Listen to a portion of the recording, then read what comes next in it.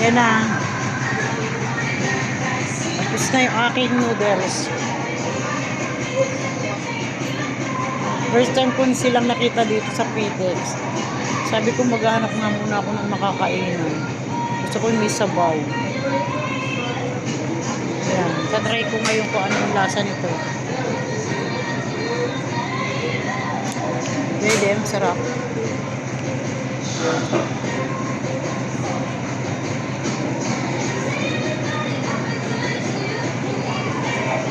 Sa mga Korean noodles talaga masarap. Kain tayo guys, kain. Kain muna ako bago bumiyahe ulit. Isang sakay pa ng bus. Para makarating sa Quiapo. Kasi diba first Friday ngayon, unang biyernes ng taon. Diba? Para magamang ating pakiramdam buong taon.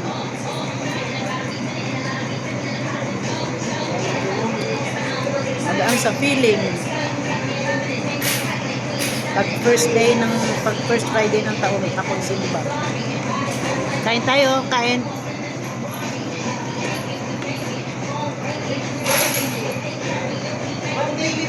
Sarap siya.